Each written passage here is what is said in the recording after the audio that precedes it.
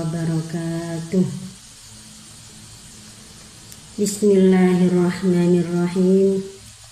Alhamdulillah wa syukrulillah wassalatu wassalamu ala rasulillah. Qala Allah ta'ala fi kitabihil karim, a'udzu billahi minasy syaithanir rajim. Bismillahirrahmanirrahim. Alladzina amanu wa tatma'innu qulubuhum bi dzikrillah. Ala bi dzikrillah tatma'innul qulub. Al-ayah.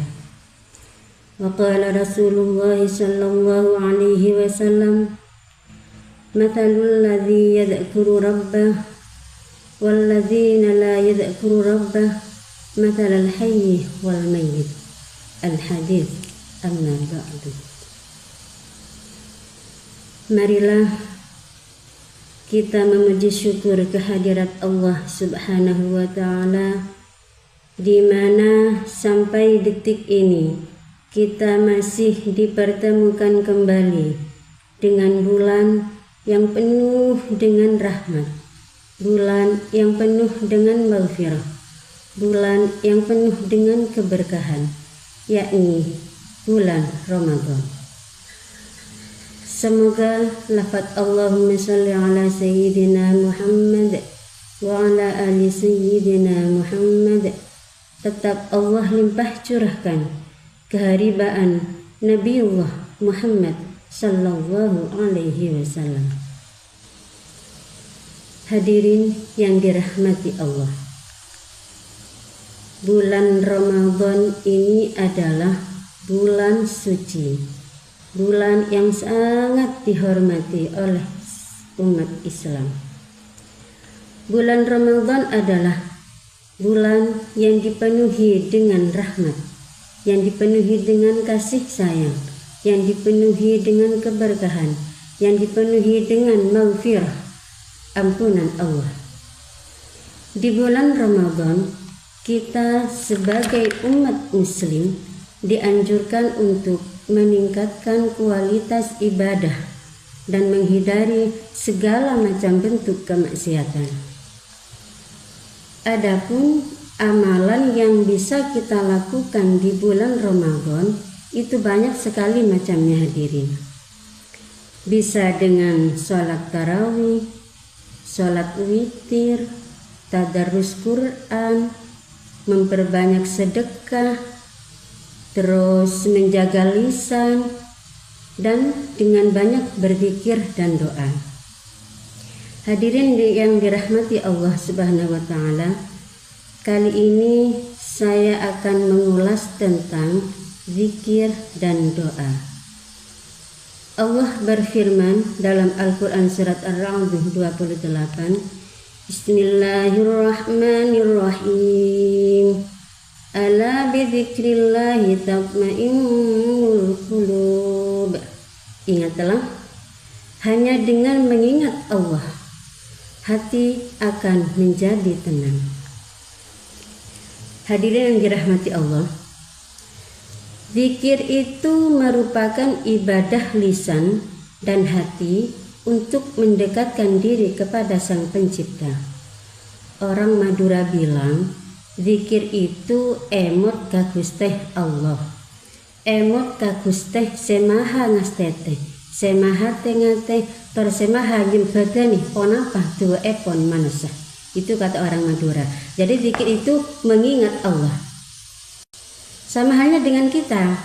Ketika kita mengingat orang yang kita sayang, mengingat orang yang kita cinta, Masya Allah, senangnya luar biasa. Begitu juga dengan Allah. Kalau kita umat muslim memang cinta kepada Allah, pastinya suka mengingat-ingat Allah dan selalu berzikir atau mengingat Allah. Di dalam setiap saat, setiap waktu, semakin kita mengingat Allah, akan semakin tumbuh cinta kita kepada Allah. Hadirin yang berbahagia, zikir itu bisa dengan sir, bisa dengan hati, bisa dengan lisan. Zikir itu bisa dengan kalimat tasbih subhanallah, bisa dengan tahmid alhamdulillah, bisa dengan takbir Allahu Akbar, bisa dengan tahlil la ilaha illallah dan semacamnya. Itulah macam-macam zikir. Semoga kita semua bisa berzikir setiap saat untuk lebih dekat dengan Allah. Amin Allahumma amin. Kenapa kita harus berzikir kepada Allah? Karena dengan zikir selain kita bisa lebih mendekatkan diri kepada Allah, jiwa kita, hati kita akan lebih tenang, akan lebih tentram dengan mengingat Allah. Kan itu sudah janji Allah, siapa yang berzikir kepada Allah dia akan tenang dan tentram hatinya. Hadirin yang dirahmati Allah, selain kita memperbanyak zikir di bulan Ramadan, sebaiknya kita memperbanyak doa. Apa itu doa? Doa itu adalah sebuah permohonan, sebuah komunikasi antara hamba dengan Sang Khalik. Dalam masalah doa ini ada sebuah kisah saya akan tentang Nabi Zakaria. Nabi Zakaria alaihissalam itu dalam usia yang sangat renta, belum dikaruniai anak, belum dikaruniai putra, karena beliau selain usia sudah tua, usia sudah renta, istrinya yang bernama Isha binta Fakuda itu dinyatakan mandul. Nah, karena Nabi Zakaria alaihissalam itu adalah hamba Allah yang soleh, yang yakin dengan adanya Allah yang maha segalanya, yang maha kun fayakun, Nabi Zakaria itu tidak pernah lepas dari yang namanya doa.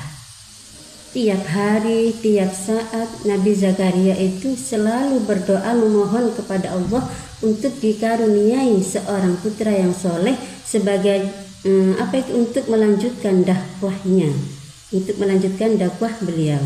Setiap saat beliau itu berdoa, Rabbi inni wahanal 'azmu minni washta'ala ra'su syaiba wa lam akun bidu'aika rabbi syaqiyya wa inni khiftul mawaliya min wara'i wa kanat imra'ati 'aqiran fahabli min ladunka waliyya yarithuni wa yarithu min ali ya'qub waj'alhu rabbi radiyya.